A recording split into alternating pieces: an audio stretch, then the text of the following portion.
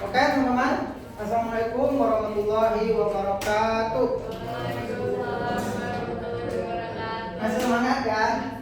Si Aura gimana? Udah Pak? Udah aman ya. Nah teman-teman, yang baru masuk perkenalkan nih. Yang berdua orang nih, yang dari PB Sudirman, nama kakak Kak Ferry. Dan nanti kalau ketemu di luar panggil Kak Ferry. Nah ini teman-teman ini, Aura di kelas 10 ya? 11 kan sama kelas 11. Nah, berteman ya. Teman karena kita sekarang di kelas ini berarti sesuai dengan judul kita. Aura dari kelas dari sama berapa? 4 Depok. Nah, dari mana? Nah, walaupun berbeda-beda, kita tetap satu. Benar kan? Satunya apa? Les di ruang guru. Nah, sama Bhinneka Tunggal Ika nyambung kan? Ya, teman-teman perhatikan. Hari ini kita belajar tentang Bhinneka Tunggal Ika. Ya, apa yang akan kita pelajari hari ini? Kakak lihat di kisi-kisi negara itu, teman-teman jangan lihat yang awalnya aja, lihat ke samping tuh implementasinya di kisi-kisi negara itu. Ada 5 menurut kakak. Ya, 5 ini apa yang pertama? Integrasi nasional. Mengelolanya apa? Berarti mengelola Bhinneka Tunggal Ika. Yang kedua harmoni sosial. Yang keempat implementasinya. Bagaimana Bhinneka Tunggal Ika ini berjalan? Yang kelima ancaman terhadap rusaknya keberagaman kita. Materi ini sebenarnya udah ada juga di sosiologi. Materinya apa? Masih ingat? Masyarakat multikultural. Sama. Nah, apa aja? Nih, kakak catat nih. Kak, emang di TKA PPKN apa aja? Di TKA PPKN, ya ini yang baru masuk ini. Kemarin kita udah belajar 1 tentang kisi-kisi nomor 2 undang-undang. Lihat kita catatannya. Kasih aja deh. Nah, orang minta yang 1. Di TKA ini ada 4 bab doang, 4. Ya, 1. Pancasila. 2. Undang-undang. 3. Baru ini Bhinneka Tunggal Ika. 4. Baru NKRI. Kakak harap ke depan waktu masih ada 2 minggu lagi, mulailah teman-teman buka lagi materi tentang Pancasila, sejarah Pancasila, urutan Pancasila. Dulu Ketua Yang Maha Esa itu nggak nomor 1. Muhammad Yamin taruh, pelajari lagi tuh. Dan nanti kita bahas lagi. Kemudian yang sekarang itu kita belajar Bhinneka baru 4 NKRI. Ini materi TKA PPKN 4 nih. Jadi ke depan kalau belajar PPKN di sekolah ya udah yang 4 ini aja. Karena fokusnya teman-teman mengambil TKA, PPKN ini anak-anak hukum semua nih, anak-anak sosial semua nih. Dan kawinannya kemarin apa? Sosiologi kan? Ya udah jelas kalau teman-teman adalah anak ilmu sospol, ilmu sosial dan politik. Coba kakak tanya, mau kuliah di mana? Psikologi. Ya kan benar gitu. Nggak mau diungkit lagi lah, kan udah jelas kawinan. Joinnya apa satu lagi? Udah nyambung ke PKN sih kak. Sebenarnya PKN ini aku dapatnya buat ke kedinasan. Oh ya benar. Tadi yang kau bahas tuh mau ke dinasan benar. Namanya wawasan kebangsaan. Tapi benar makanya wawasan kebangsaan itu bisa Pancasila dan undang-undang ya. Aura? Sosial. Sama. Nah, ya maksudnya sosial semua. Sosial. Kira yang nyumpil 1 kedokteran misalnya. Baru aneh. Kedokteran misalnya. Biologi dong itu baru. Sospol, ilmu sosial dan politik. Kayak kita materi. Ya, jadi sekarang kita lihat. Pertama kita akan melihat Bhinneka Tunggal Ika itu sejarahnya bagaimana. Ini sejarah. Sejarah Bhinneka Tunggal Ika ini, teman-teman belajar di sejarah dulu ada namanya sebuah kitab Kawit Suta Soma. Masih ingat nggak? Karangan Empu Tantular.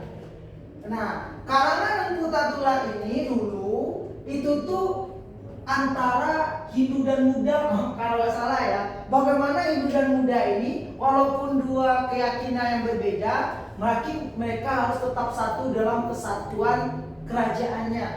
Nah, itu ya kisahnya Empu Tan. Ya dulu tuh sejarahnya itulah, tapi kalau usah Hindu Buddha, intinya referensi Bapak Soekarnois ya, melihat bahwa ini bahasa Jawa ini bahasa yang mampu menciptakan konsep-konsep yang membuat bagian dari filosofi negara kita, Bhinneka Tunggal Ika. Kenapa? Nah, teman-teman lihat BPS 2011 ya. Kakak nggak tahu apakah sekarang udah ada lagi statistik tentang keberagaman. Itu jumlah suku yang di Indonesia ini etnis ya sampai 1.300-an. Bayangkan berapa jumlah suku? 1.000 lebih. Banyak suku di Indonesia ini. Kalau tidak bisa bersatu, maka akan tercipta apa? Ingat konsep-konsepnya, kalau perpecahan dulu apa? Maka akan tercipta ya.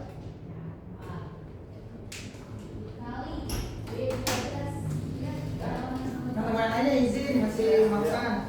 Coba kita santai dan sini kita nggak lagi tegang ya, kita relax aja karena ini mengulang lagi pemahaman teman-teman dari pelajaran-pelajaran yang lalu. Kita lanjut, tadi kakak udah nih, kakak ulangi lagi. Materi kita Bhinneka Tunggal Ika ini yang baru datang. Kenapa ini Bhinneka Tunggal Ika? Bukan kehendak kakak, tapi ini kisi-kisinya dari negara. Materi pertama Pancasila, Undang-Undang, Bhinneka Tunggal Ika, dan NKRI. Nah sekarang untuk Bhinneka Tunggal Ika yang kita bahas ini nih, belajar apa hari ini? Integrasi nasional, mengelolanya, harmoni sosial, implementasinya, dan ancaman disintegrasi. Nah sekarang kita lihat yang pertama adalah integrasi. Sejarahnya itu Bhinneka Tunggal Ika itu dari kitab Sutasoma karangan Empu Tantular. Dulu ceritanya itu antara Hindu dan Buddha. Walaupun berbeda tetap satulah di bawah satu kerajaan yang sama.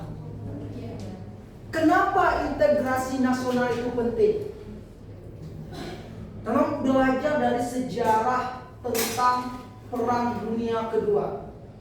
Waktu Perang Dunia Kedua, lahirlah negara-negara pemenang.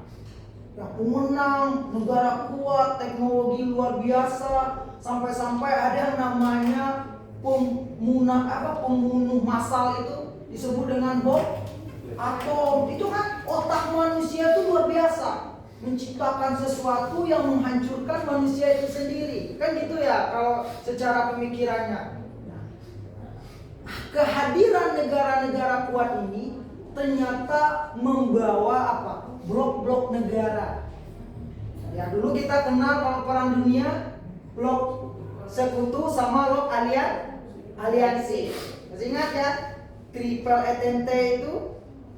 Akhirnya orang kenapa kita nggak bisa bersatu secara makhluk bumi? Kayak Avenger gitu kan? Kenapa kita nggak bisa assemble titik kumpul yang sama di bumi? Kenapa kita harus berperang? Kenapa harus ada peperangan? Kenapa harus ada pembunuhan antar manusia? Kan itu tuh pikirannya. Nah, hal-hal seperti ini juga dipikirkan oleh siapa?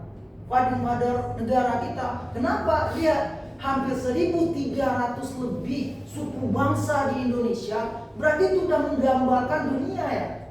Berapa dunia lain pun gak sebanyak itu suku bangsa Indonesia. Itu menurut BPS 2011 loh di Indonesia nih. Coba Aura bapak orang mana coba? Apa Jawa? Mama? Sumatera Utara. Nah.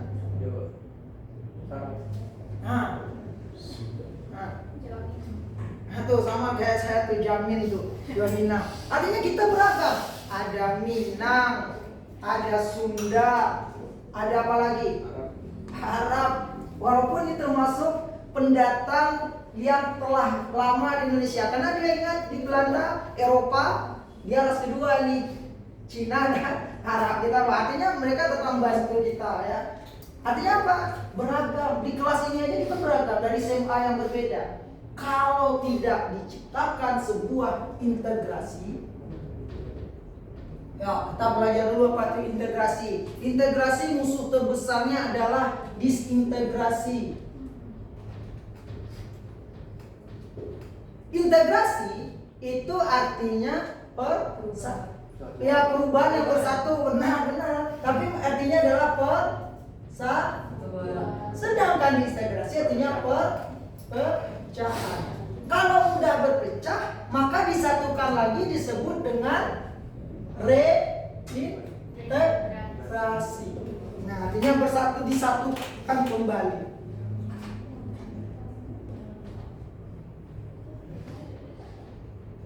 Sekarang kita lihat integrasi nasional, berarti persatuan nasional. Kenapa kita bisa bersatu secara nasional?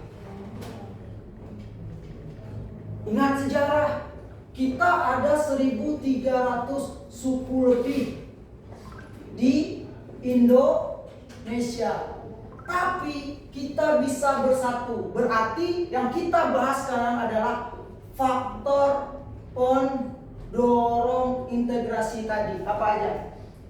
Cara gampangnya melihat faktor pendorong integrasi itu, ingat berbahasa satu, berbangsa satu, bertanah air satu. Itu apa tuh? Sumpah Pemuda. Ya, ini secara gampang menghafalnya. Sumpah Pemuda. Tuh. Berarti bahasa Indonesia sebuah konsep mempersatukan Indonesia nggak? Ya. Bahasa Indonesia itu bentuk dari integrasi nasional. Coba dia datang, Assalamualaikum kaifa halu, dia bilang, gimana nih? Atau mana orang Sunda tadi? Coba bahasa Sunda dia, kakak nggak ngerti. Kumaha damang? Lai sehat, ambu sehat, nggak nyambung. Jadi kalau itu ngerti lah ya. Makanya nggak nyambung, dia bilang bahasa Sunda, saya bahasa kayak kata bahasa Medan ya. Artinya Pak, butuh nggak bahasa nasional yang dari Sabang sampai Merauke orang paham. Nah itu bahasa Indonesia. Nah teman-teman, kalau ada soal nanti, apa yang membuat integrasi nasional itu membuat kita bersatu, salah satunya Sumpah Pemuda. Nah Kak, itu kan dari faktor sejarah. Tapi ada nggak lain faktor lain yang membuat kita bersatu? Secara sosial, kajian sosial, teman-teman udah belajar di sosiologi, rasa sakit yang sama juga dapat membentuk persatuan. Masih ingat kita belajar dulu menurut Ferdinand Tonis, orang bersatu gara-gara by blood, by mind, by place. Masih ingat? Karena satu ideologi yang sama, keturunan darah yang sama tempat yang sama, itu juga boleh masuk. Artinya apa? Setelah faktor mendorong, ingat lagi materi yang satu lagi adalah syarat terbentuknya. Ya, masuk. Syarat terbentuknya kelompok sosial.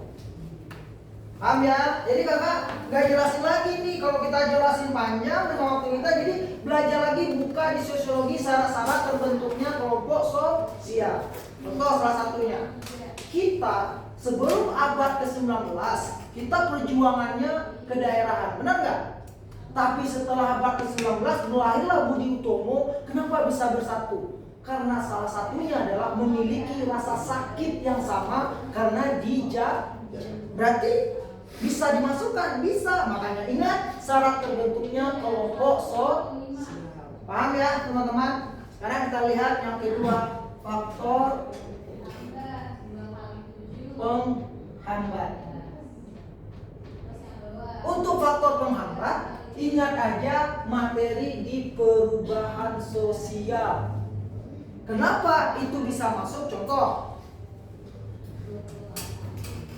tadi baru belajar tentang xenocentrisme. Apa tuh xenocentrisme? Lupa xenocentrisme. Kalau etnosentrisme bagus. Etnosentrisme dalam artian materi ini sangat bagus, mencintai kebudayaan asli walaupun dalam kategori berlebihan. Tapi kalau dikaitkan di sini bagus dong. Dia lebih mencintai kebudayaannya. Tapi kalau xenocentrisme kebalikannya. Ya, mencintai budaya luar dan itu penghambat. Kenapa? Berarti dia dikit-dikit dance gitu ya. Jadi kurang bahasa gitu apa? Oh, itu deh ya. Bukan melarang, tapi menggunakanlah pada tempat yang semestinya. Gak mungkin nih kakak lagi naik angkot nih, naik TJ, Mister stop, gitu.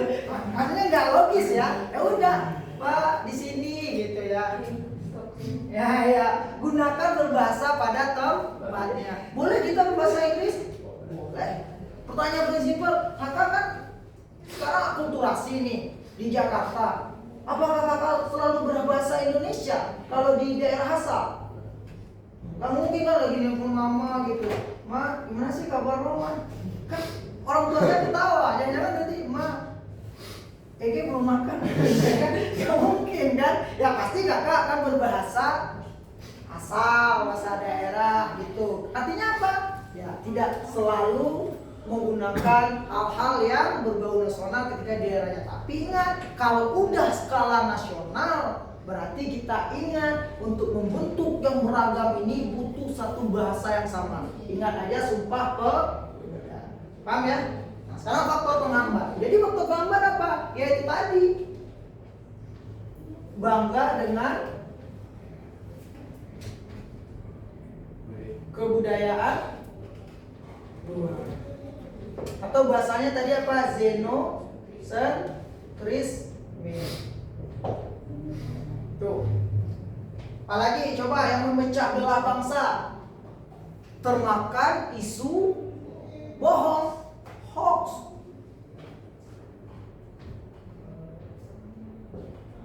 Nah, dengan bisa tuh mencari yang bentuk-bentuk lain apa lagi? Yang paling parah itu sekarang apa? Tidak, ya coba hal yang paling mematikan dalam keberagaman. Tidak memiliki sifat apa bahasanya intoleransi. Ini bahaya sekali. Kakak nggak ngerti kenapa hari ini kalau masih ada orang rasis, masih ada orang membawa kesukuan pada satu bentuk kegiatan yang harusnya nggak membawa kesukuan, atau misalnya kayak sifat-sifat menjudge seseorang, misalnya orang Medan, tiba-tiba nih ada komplek perumahan nih, lalu orang Medan nih nggak gotong royong, lalu kita jaga ya memang biasa budaya, oke lah Padang aja lah, jadi bapak-bapak, ibu-ibu, karena ada kegiatan, ayo kita menyumbang sama-sama. Ini nih, pada menyumbang, tiba-tiba ini Padang menyumbang. Bukan gak mau nyumbang, mungkin keberadaannya pada waktu orang minta-minta tuh gak ada di sana. Lalu masyarakat bilang apa? Nah, kan Padang ini yang pelit, langsung Padangnya gitu. Padahal oknumnya ada si Ferry Padang misalnya. Ya Ferrynya jangan sukunya. Kalau ada orang masih kayak gitu sekarang, itu dipertanyakan tentang integrasi nasionalnya. Tapi kan kalau ada stereotipnya pelit kak. Itu kan yang merusak. Ya udah kakak tulis ini, stereotip nggak boleh, karena itu merusak integrasi nasional, nggak boleh. Emang stereotip itu bisa dibuktikan? Nggak. Nah, kan pandangan. Kecuali memang, nah nih memang, tapi nggak mungkin lah. Mungkin. Padang pelit, nggak mungkin. Kecuali oknum. Paham ya? Kalau baca sejarah ingat lagi pesawat dulu ya. Nggak maksudnya Sumatera lah ya. Walaupun Aceh paling banyak, ini nempel dikit lah gitu. Ya, paham ya? Nggak boleh stereotip. Misalnya nggak boleh juga. Misalnya kalian ada orang Medan, misalnya, lalu tiba-tiba hilang besi orang. Semuanya rakyat besi nih Medan, nggak boleh. Ya, nggak boleh, paham? Nggak boleh stereotip, nggak boleh, itu merusak. Kenapa itu sara? Konflik sara itu bahaya. Ingat, konflik paling bahaya itu adalah diferensiasi. Konflik yang setara, suku, ras, dan agama. Kalau konflik secara vertikal, ya bagus. Artinya apa? Ada persaingan kelas sosial di sana. Si miskin berkonflik dengan si kaya. Bukan berarti mengancam membunuh si kaya, tapi dia berjuang bagaimana membalikan mobilitas sosialnya. Itu bagus. Kalau kesetaraan berkonflik, bahaya, merusak integrasi bangsa, maka akan berubah menjadi disintegrasi. Oke, boleh ada pertanyaan dulu sampai sana teman-teman? Dari integrasi nasional artinya apa? Yang menyebabkan kita bisa bersatu. Berarti faktor pendorong, tapi juga ada faktor penghambat. Silakan teman-teman catat dulu. Ini ingat ya, materinya cuma ini aja nih. Gak ada yang lain, teman-teman belajar fokus nanas. Kemarin sama Desya dan Kanza kita udah belajar tentang undang-undang. Nanti kita lanjutkan ya soal-soal. Kayaknya kalau untuk undang-undang lebih baik kita belajar banyak soal, karena itu menghafal. Itu apa Pak? Ini bahwa reintegrasi misalnya? Yang mana? Itu reintegrasi. Perpecahan. Ini kan ya. Disatukan kembali. Namanya remedial. Itu berarti diulang lagi supaya kembali utuh. Reintegrasi.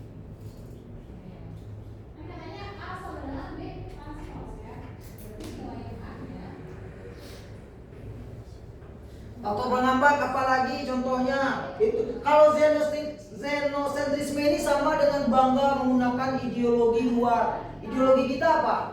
Pancasila. Itu termasuk ya, pokoknya xenocentrisme ini dia lebih bangga dalam bentuk apapun dari luar daripada di dalam bangsanya sendiri.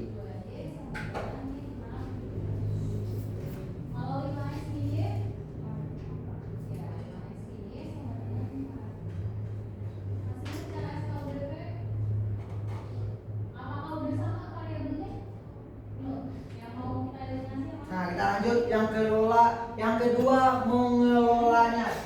Teman-teman tahu konflik nggak? Konflik bisa dikelola, konflik aja bisa dikelola. Makanya materi kelas 11 itu ada manajemen konflik. Konflik aja bisa dikelola. Konflik itu bisa diarahkan ke hal-hal positif. Kayak kata Lewis Kosan Mesingat, contoh. Kalau nggak ada konflik kemarin orang demo, yakin nggak DPR akan diperbaiki?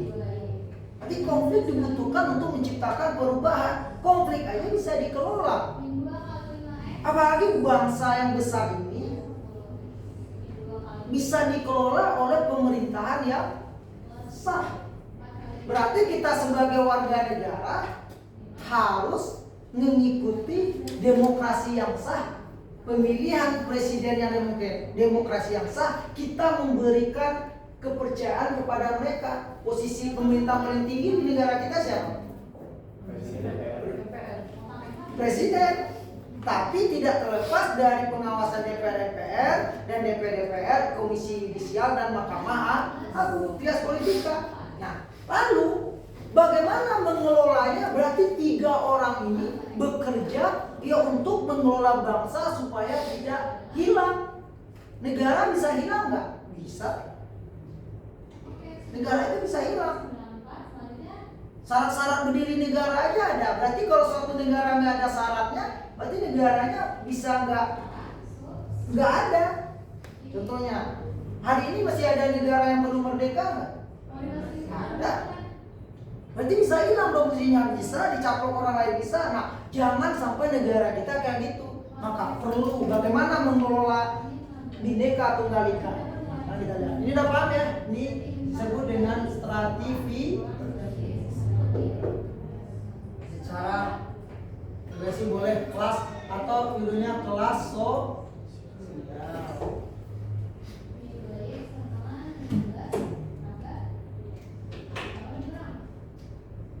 lanjut sekarang kita lihat mengelola Bhinneka Tunggal Ika.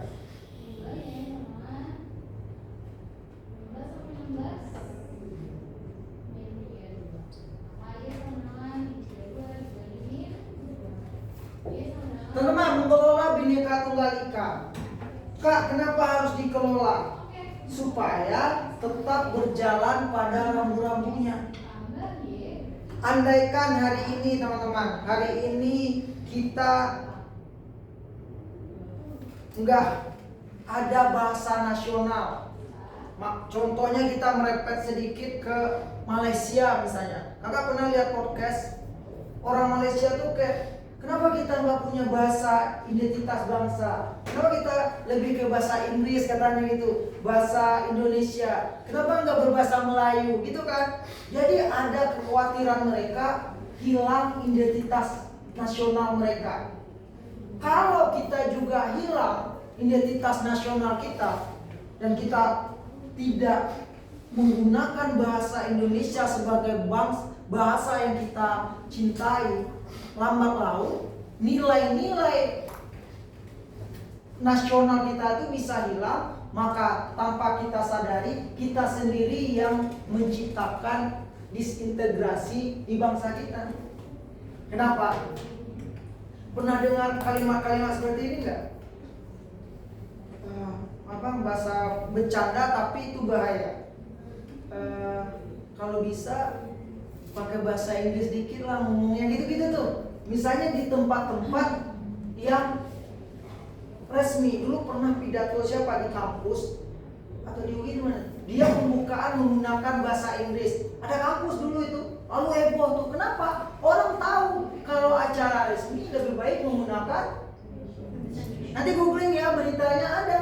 Artinya masih ada masyarakat yang sadar akan simbol-simbol negara bahasa Indonesia. Tapi kalau masyarakat nggak mengelolanya, nggak menjadikan dia sebagai suatu simbol bangsa, bisa-bisa negara kita ini kalau identitasnya udah hilang, maka nggak tahu lagi ini bangsa mana. Paham ya? Nah, sekarang bagaimana mengelolanya? Nah, pertama, kita tahu ya, mengelolanya berarti kita kelola dengan apa? Satu, kita lihat mempertahankan simbol-simbol negara.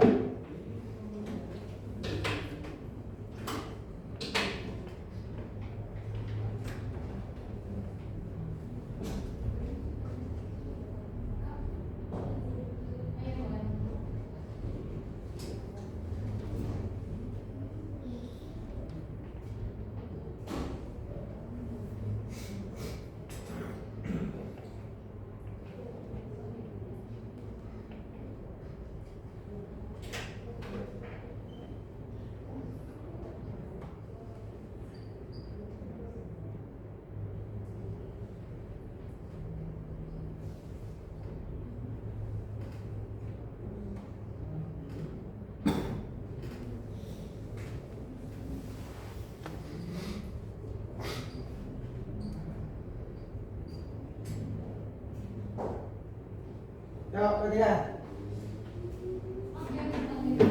Bagaimana mengelolanya? Berarti mengelola Bhinneka Tunggal Ika itu apakah peran pemerintah aja? Nah, tapi pemerintah sangat kuat dalam menjaganya. Contoh, hari ini kalau fitnah-fitnah orang bisa masuk penjara nggak? Berarti tetap pemerintah kuat menjaga keseimbangan. Tadi nanti masuk ke harmoni sosial. Tapi setidaknya ini teman-teman, bagaimana mengelola Bhinneka Tunggal Ika? Toleransi lawan dari intoleransi. Nah, intoleransi faktor penghambat. Berarti toleransi benar. Contoh, ini toleransi yang menurut kakak harus teman-teman pahami sekarang. Contoh kalimat seperti ini. Dulu pernah ada kalimat yang baik kedengarannya, tapi agak pemaknaannya agak memecah. Contoh, teman-teman, ada kan semua agama itu sama. Pernah dengar kata-kata itu? Menurut teman-teman itu kalimatnya gimana? Apakah semua agama itu sama? Beda. Tapi yang enggak boleh itu mencampuri agama orang lain. Kalimatnya bagus. Semua agama itu sama. Tapi pemaknaannya enggak seperti itu. Karena pada dasarnya semua agama itu berbeda, Tuhannya aja berbeda. Tapi yang salah itu apabila orang ikut campur agama orang lain. Orang nggak tahu tapi sosok bilang, wah ini agama itu baru menciptakan perpecahan. Jadi kalau kita nggak ngucapin selamat datang, kalau kita Muslim, salah nggak kita? Enggak, karena kita nggak paham. Nah, yang non muslim nggak boleh marah. Berarti itulah bentuk toleransi. Jadi toleransi itu bukan orang agamanya ada merayakan perayaan lalu kita ikut, bukan begitu. Yang nggak boleh itu ikut campur urusan agama orang. Paham ya? Simple, bahasanya halus, tapi pemahamannya bisa salah kalau tidak dipahami dengan kritis. Yang kedua, dialog antar budaya. Ini yang penting di sekolah. Teman-teman kalau bisa di sekolah, kalau punya OSIS, kalau punya OSIS nih, adain pekan kebudayaan atau pekan literasi. Ayo kumpul teman-teman, misalnya orang Sunda cerita dengan orang Padang di sekolah, tampilin. Kalau di Sunda rumah gadang, kalau di Padang namanya rumah gadang, rumah adatnya. Kalau di Sunda apa namanya? Ya, emang yang Sunda sini nih. Kalau Betawi apa rumah namanya? Apa? Ini wah, ini coba mana siapa? Sunda mana Sunda? Medan lah. Kalau Arab apa nama rumahnya? Rumah adatnya? Ya, tuh berarti penting kan? Penting. Kalau kakak rumah adatnya, ntar main ke Taman Mini Indonesia Indah ya. Itu ada. Padang. Bukan, kalau Padang tuh rumah gadang, rumah adatnya.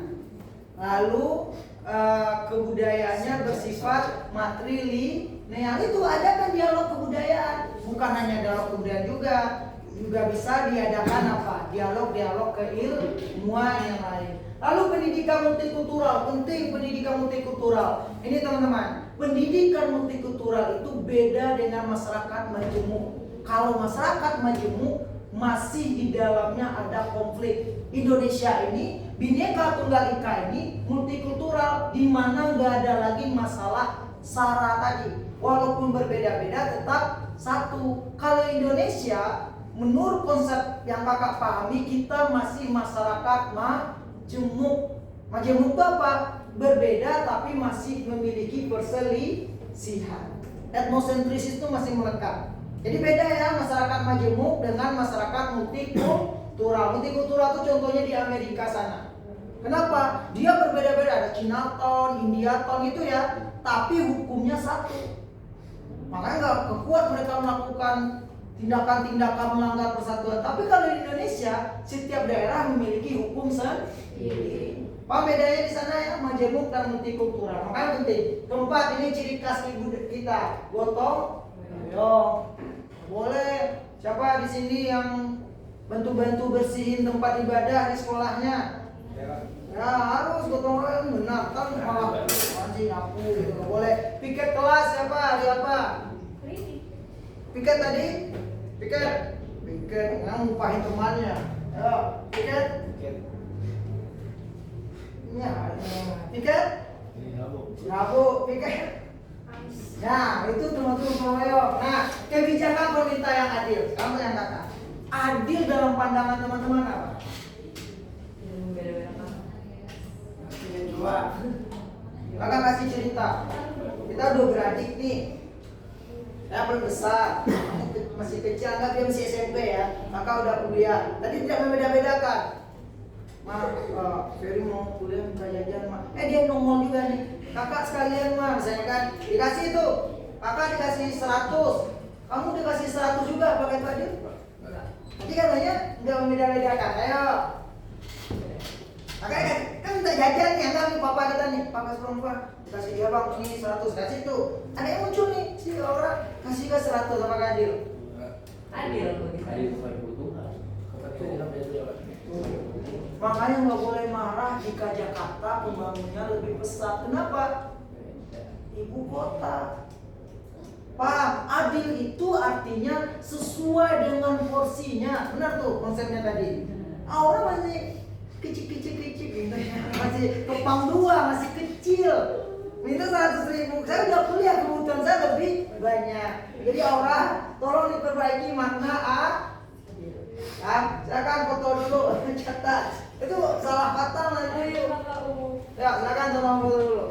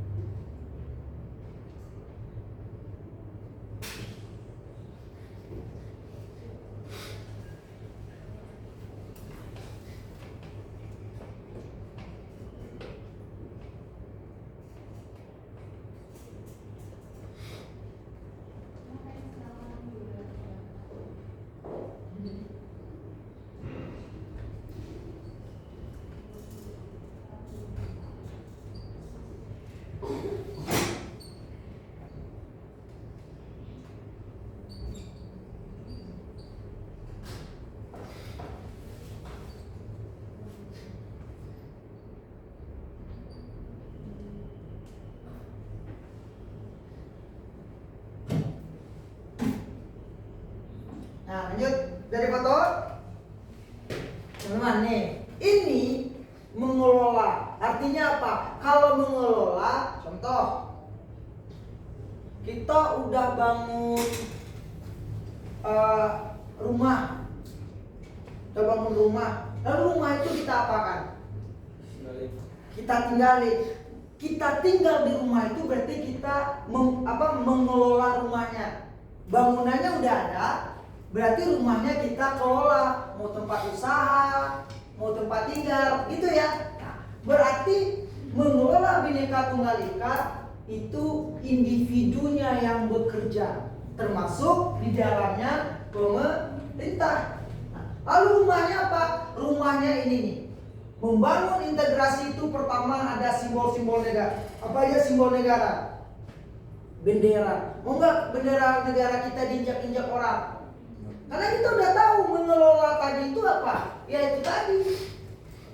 Itu adalah simbol negara kita. Berarti kita wajib mempertahankan simbol persatuan bangsa. Jangan mau. Bahkan bendera itu kalau lomba-lomba internasional di nomor 1 paling atas, kebanggaan kita.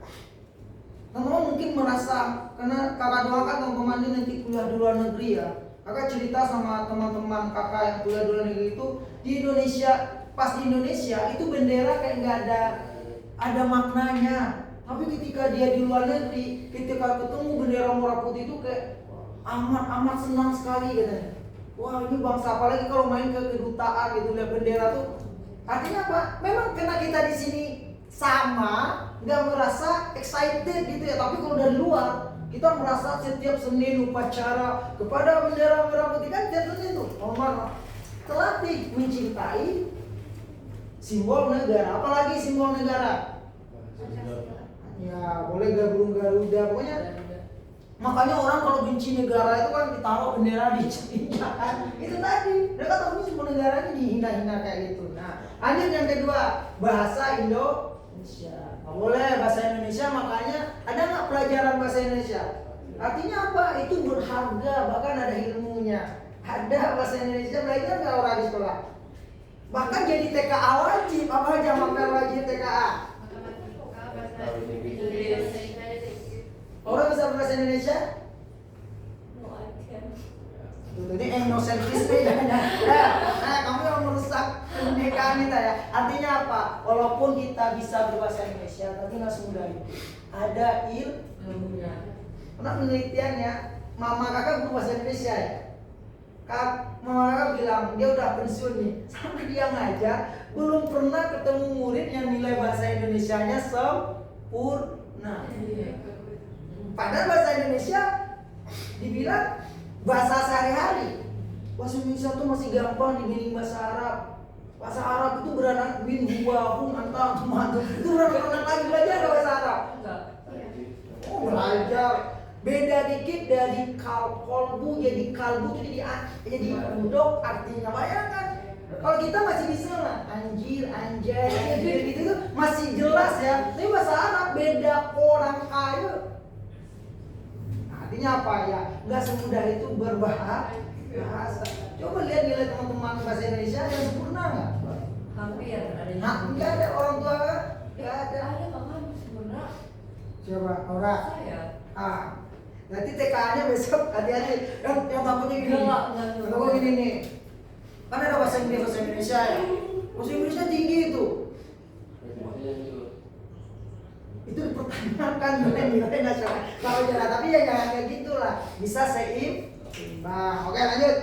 Yang kedua adalah Bhinneka Tunggal Ika sebagai kekuatan bangsa. Ingat, kalau ketemu orang yang berbeda, jangan cari perbedaannya, cari persamaannya.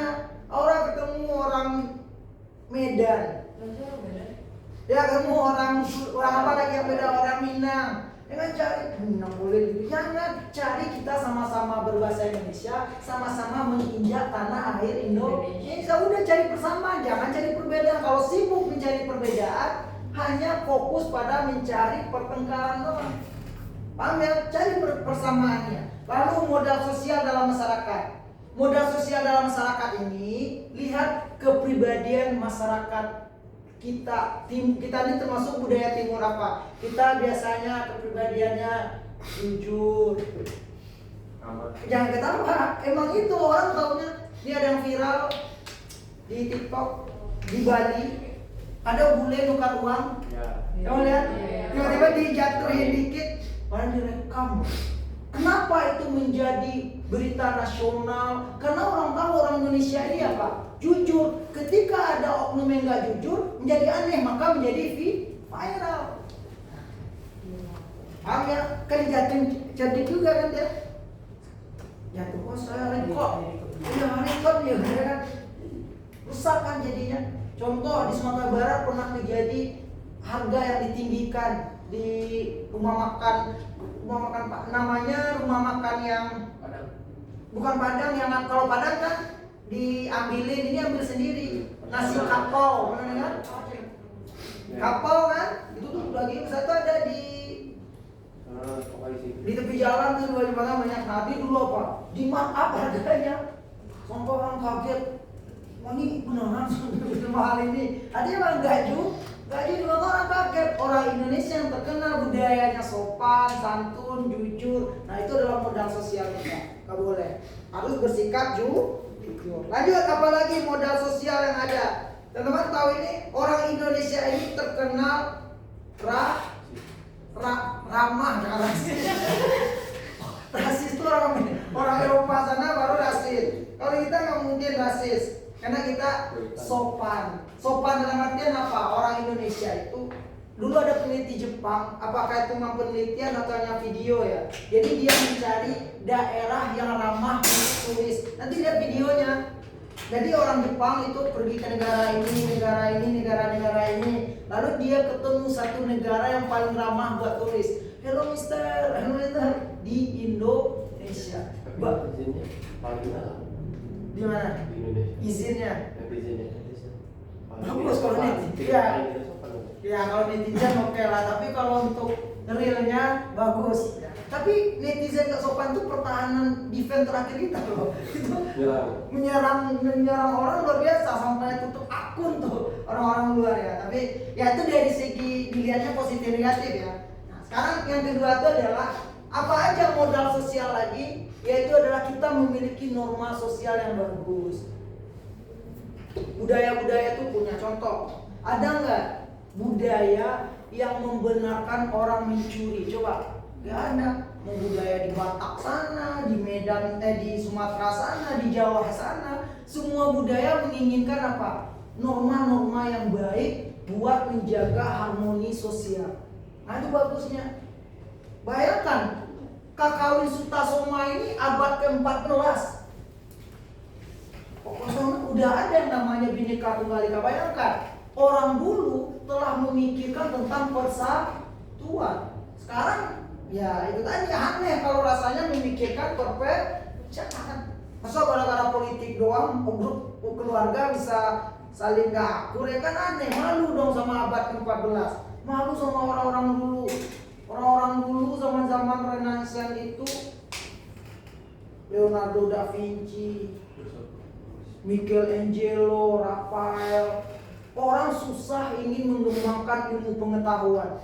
Bahkan sampai ilmu pengetahuan itu lahir, kayak Galileo, heliosentris itu, bumi itu bulat yang menjadi matahari pusat tata surya itu. Ketika kebenaran diungkap, mereka diapakan?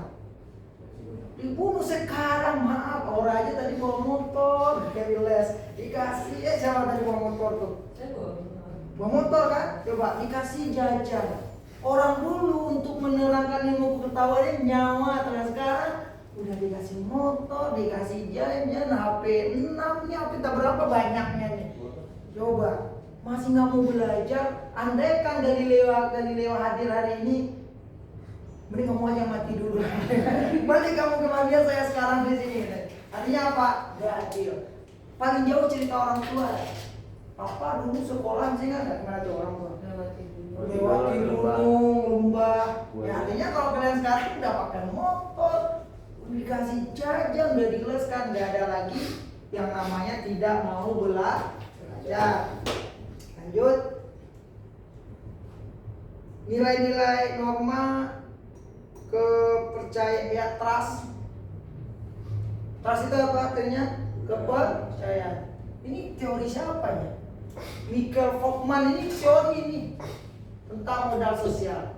Orang Indonesia ini kebudayaannya bermasyarakat. Norma boleh, ini yang dimiliki orang Indonesia. Orang Indonesia terkenal jujur, norma sosial, percayaan, trust, saling percaya, dan jaringan sosial. Yang sosial itu coba lihat. Kalian mau kemanapun ketika ketemu yang satu suku bentuk apa? Kelompok. Nah, itu jadi sosial luas. Boleh kita mengajar dulu, foto. Di foto dulu, kita. Itu dia apa kak?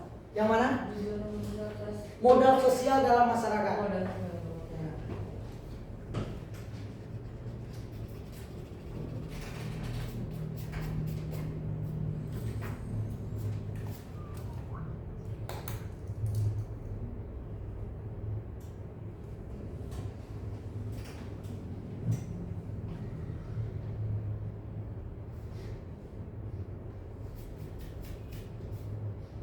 Oke teman-teman, ini modal yang harus kita miliki demi menciptakan Bhinneka Tunggal Ika. Kalau Kesya nggak jujur, nggak punya sikap gotong royong, Kesya nggak punya sifat toleransi, berarti Kesya sendiri yang menciptakan disintegrasi. Piket salah satunya. Kalau Kesya nggak piket, diburu nggak sama teman. Oh Kesya kamu piket dong ini. Nah itu tadi berarti kita tidak langsung menciptakan perpecahan di kelas. Ini yang cocok biasanya ini yang bandel mau piket nih. Perempuan kena baik, jangan sampai ada budaya itu ya. Kalau nyapu-nyapu tugasnya perempuan, nggak boleh. Kalau di kelas itu udah jelas kita kekompakan. Bukan berarti menyapu menurunkan bahwa laki-laki nggak ada itu ya. Karena di kelas itu kita belajar bersama, menjaga bersama. Anggap kelas itu kayak negara lah, butuh persatuan dan kesatuan.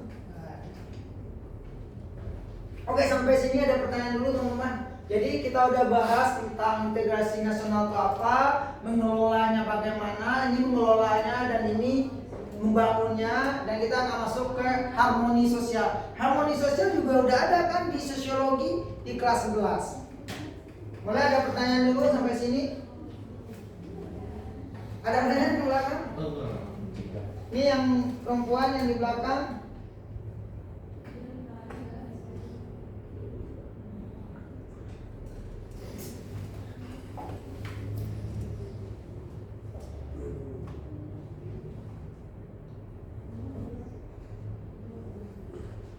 Nggak ada? Nah, sekarang kita masuk ke harmoni sosial.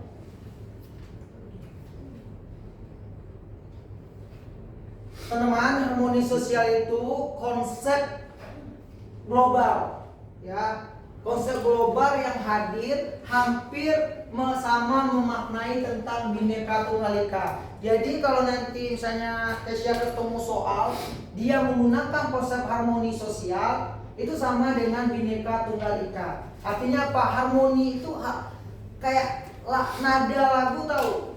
Kan ada kunci F crash, D crash, itu kan berbeda-beda. Tapi ketika disatukan menjadi enak didengar.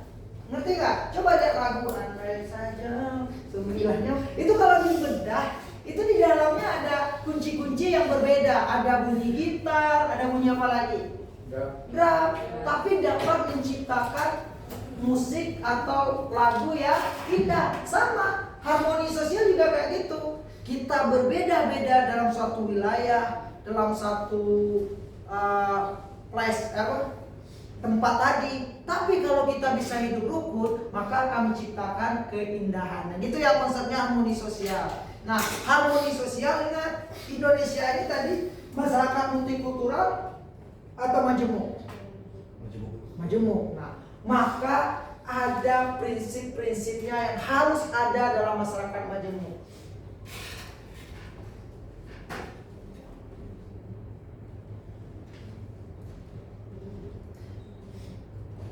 Dalam masyarakat majemuk ya.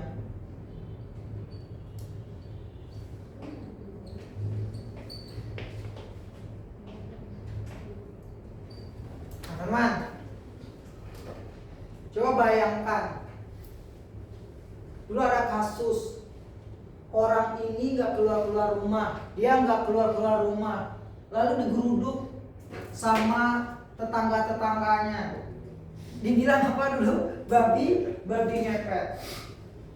Artinya di sana terjadi suatu pandangan masyarakat, itu salah satu faktor penghambat ya, stereotipnya ya.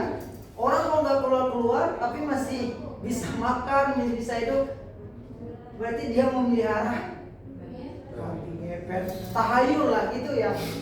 Tapi zaman sekarang, ingat nih, kita akan belajar ancamannya karena globalisasi. Misalnya zaman sekarang ini ya, apapun orang pikirannya itu bisa disebut dengan apa? Standar TikTok lah gitu kan. Jadi seolah-olah di TikTok mungkin ibu-ibu ini nonton orang kaya karena ngepet semacam. Padahal dia lupa kalau hari ini orang bisa kaya cuma melalui apa? HP.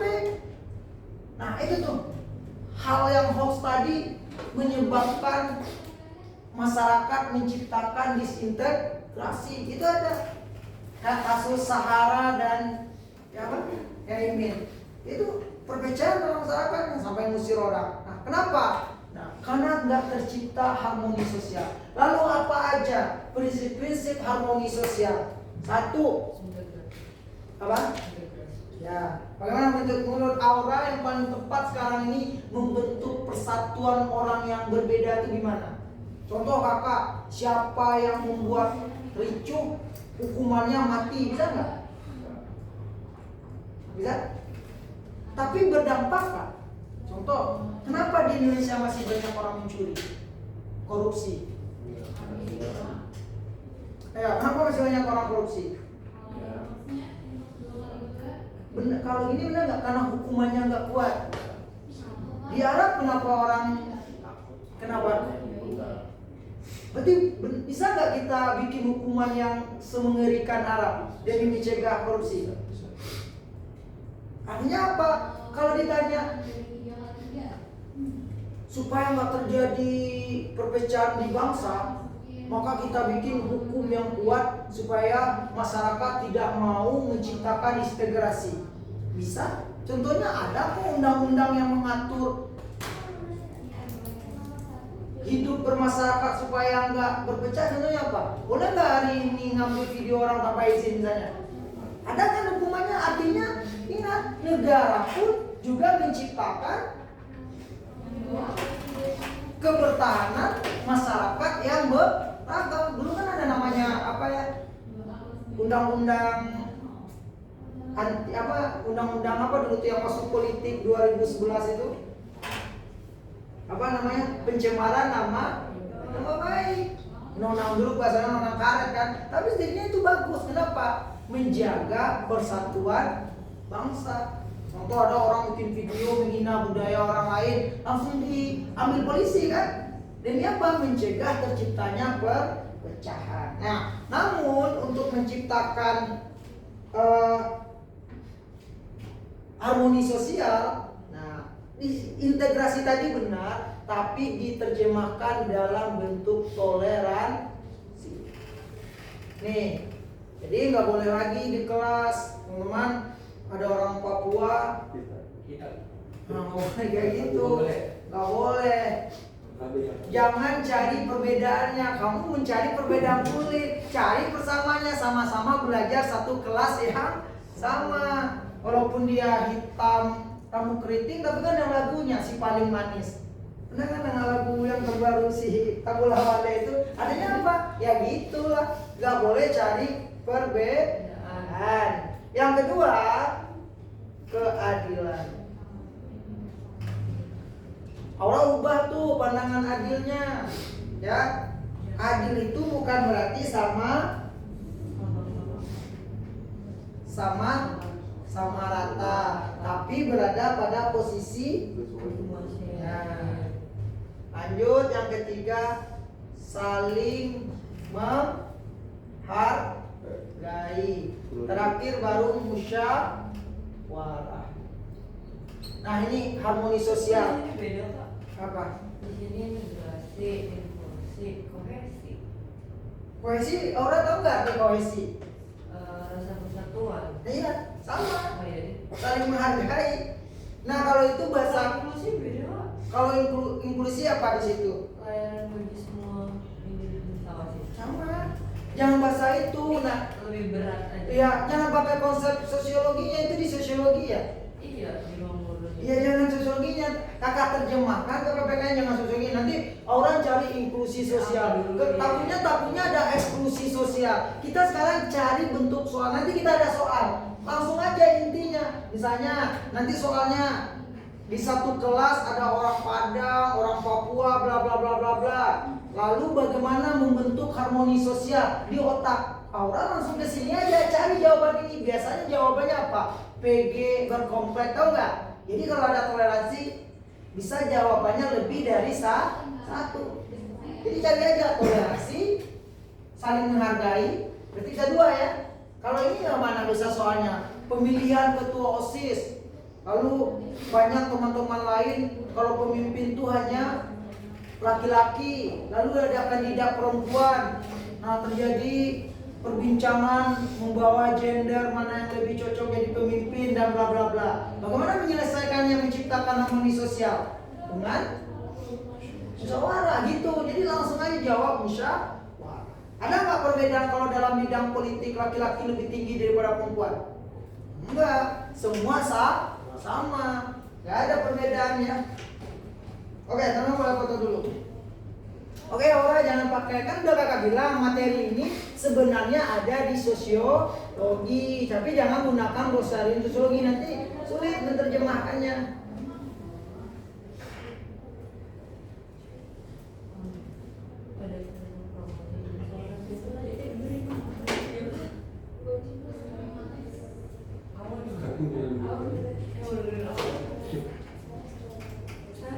Oke, ada pertanyaan?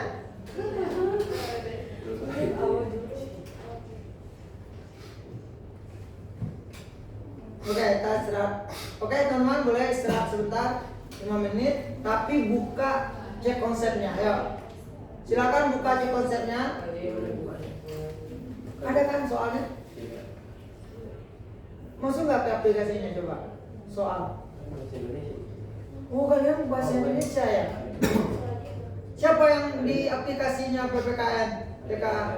Ya, silakan dibuka.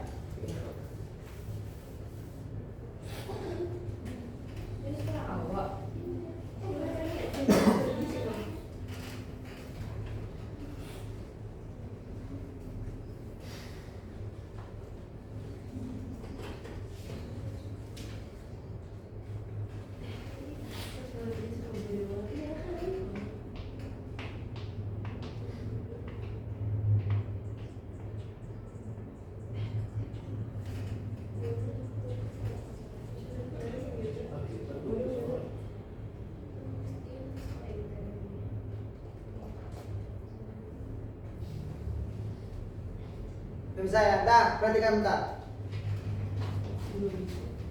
Sekarang implementasi. Nah, kalau implementasi itu teman-teman, Kesha di mana aja lingkungannya sekarang? Di rumah, di mana lagi? Terus? Ya maksudnya teman bermain. Sama ya dengan sekolah. Nah, sekarang kakak mau mikirin contohnya. Di rumah, kalau mengambil keputusan setelah belajar ini cocoknya gimana? Misalnya kan kelas 12 nih sekarang nih. Nah, papa mama nanya atau gimana untuk menentukan jurusan Kesha bagusnya gimana kalau belajar dari sini? Mengambil keputusan.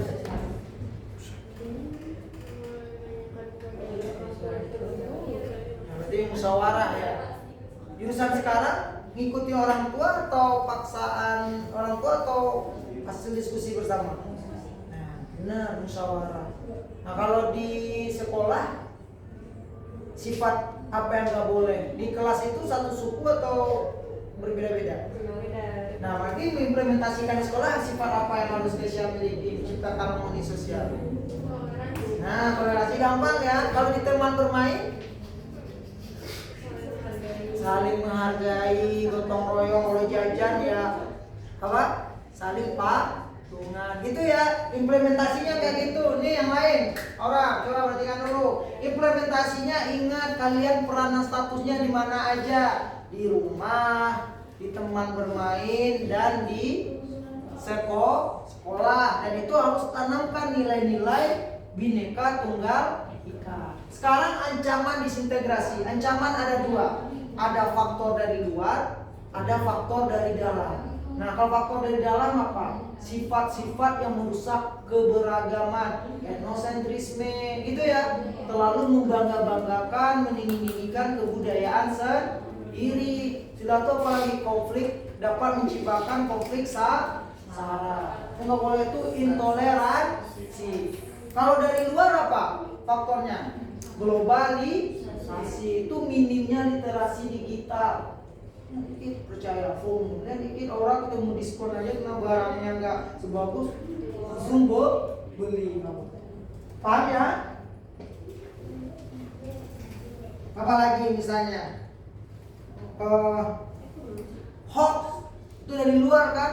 Wah, ada video perang-perang, kita percaya hoax itu juga dapat menyebabkan disintegrasi bangsa. Oke teman-teman, 5-5-nya udah kita bahas. Intinya apa?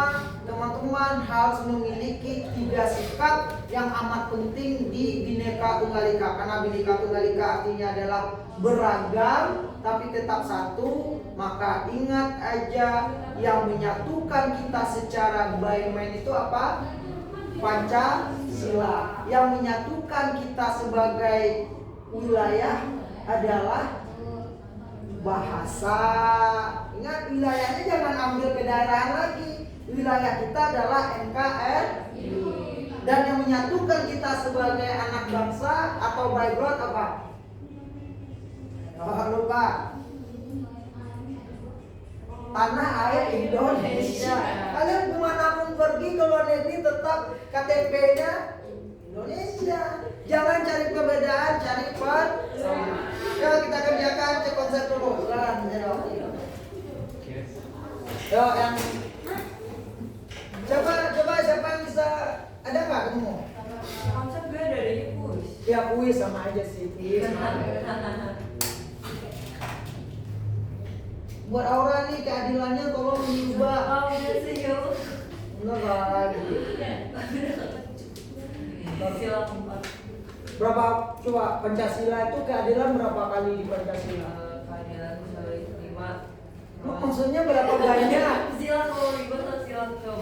Aku sila 4, sila 5, nomor 2. Ya, 2 kali bahasa adil tuh. Berarti adil itu sesuai porsinya. Nah, ayo kita bahas. Soal 1. Kesha, coba lihat soalnya. Ya. Terus ya. Dalam pemerintahan provinsi, ini kayak contoh kakak tadi nih, ketemu nggak?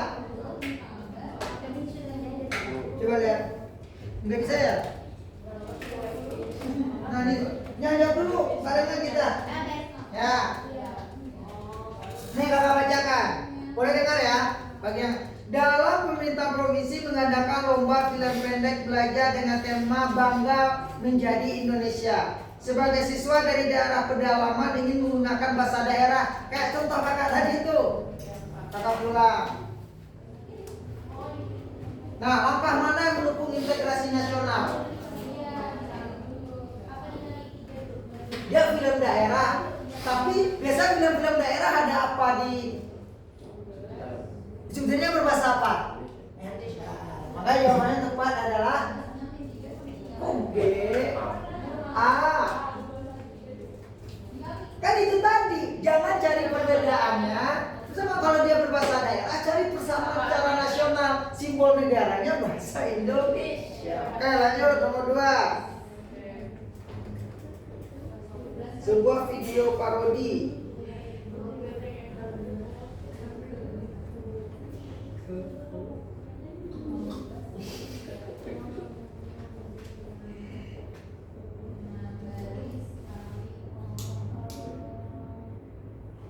Mau nih kayak kakak nih parodi.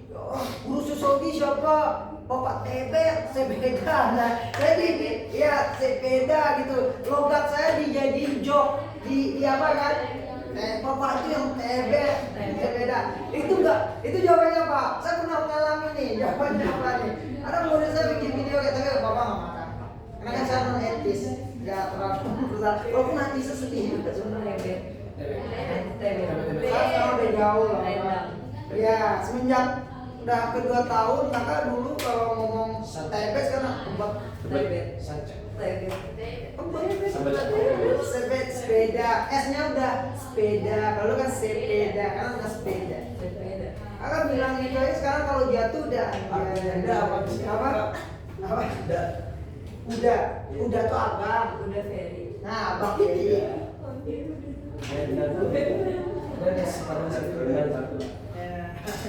Jadi nggak boleh ya. Jadi jawabannya apa menurut teman-teman nih?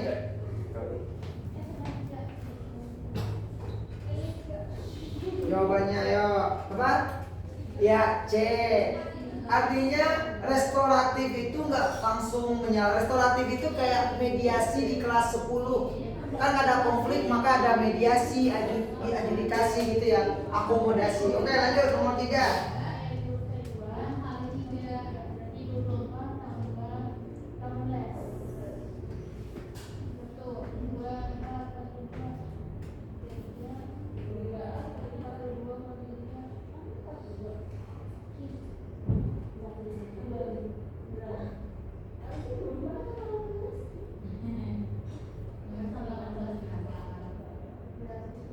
Habis jawab ini ada benar salahnya nggak?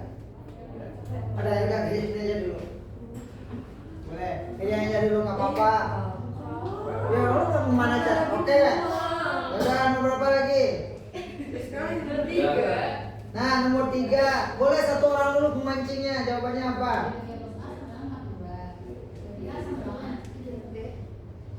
Yang tepat kalau B melanjutkan proyek, jangan punya proyek kalau salah dilanjutin.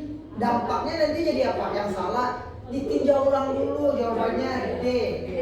Ya, iya D. Jangan ya, teman-teman, makanya enak itu kalau di bioskop ada tuh yang bapak-bapak ketua, ada tuh dia nonton dulu baru lembaga, kan ada tuh. Itu enak tuh, jadi semua film baru dia udah nonton duluan. Itu lembaga sensor film itu ada teman, bapak-bapak pilihlah film sesuai umur katanya. Artinya apa? Dia ditinjau ulang dulu baru dikasih ke masyarakat. Kenapa? Takut film-film berbawa ideologi yang salah, membawa dampak-dampak psikologi yang salah. The Conjuring itu, tahu The Conjuring yang mirror itu kan? Ya. Itu tuh sebenarnya banyak ya. Nanti lihat itu tuh apakah itu benar atau enggak. Kalau di kita di Indonesia, horor kita itu pocong, baca ayat Al-Quran, hilang.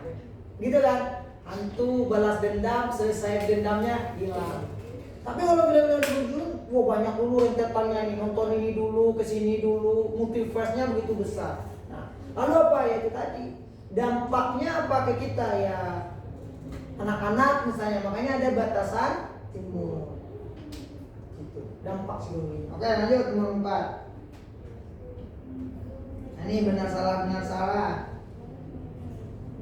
Ketidakmerekam pengantar. Nomor 1 berarti nomor 1 benar. Nomor 2 salah. Nomor 3 jelas salah. 4 Nah ini teman-teman ini baca soalnya. Coba kalimatnya emang benar. Ya masih efektif. Mas kalimat tapi kok masih efektif? Karena apa? Ya seharusnya ya makanya jawabannya salah.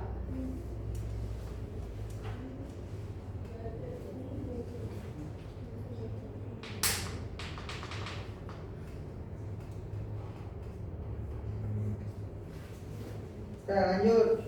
Berarti yang benar cuma 1, nomor 1. Lanjut nomor 5.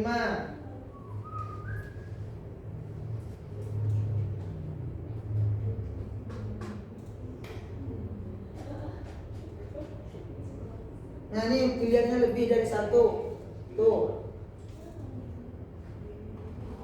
Bahasa Indonesia tujuan para pelajar, dan kasus A, C, dan E. Sumpah Pemuda tuh, jadi ada catatannya tuh, Sumpah Pemuda. Oke, lanjut nomor 6.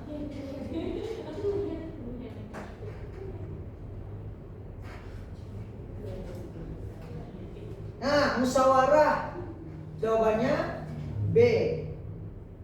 6B ya. 7.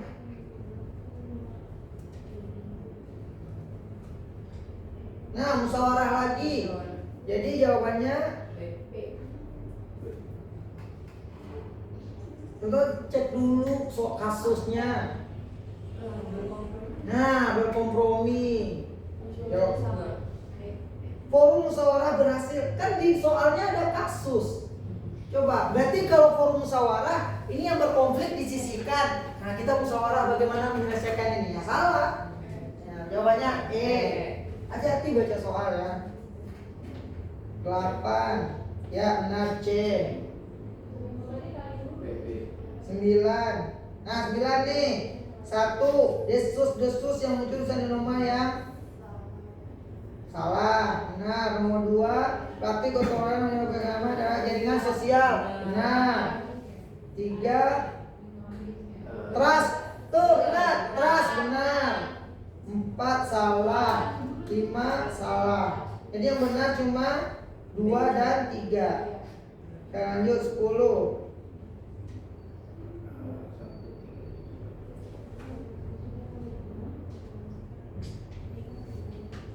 D dan E.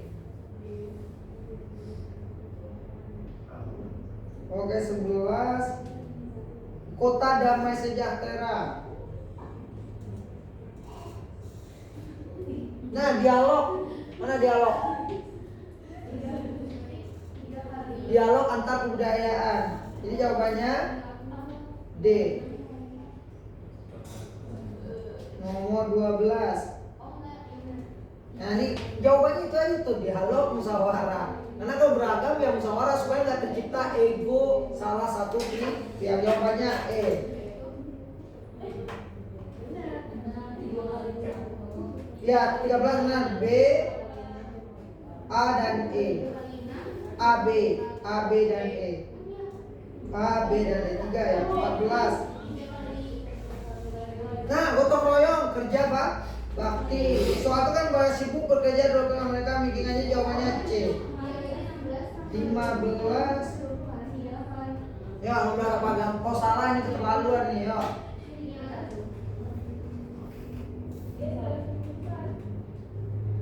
Kakak mungkin lupa satu ya. Bolehlah tambah sini nanti. Tolong menolong. Ada nggak tolong menolong situ? Ya tapi itu gampang ya. Apa jawabannya?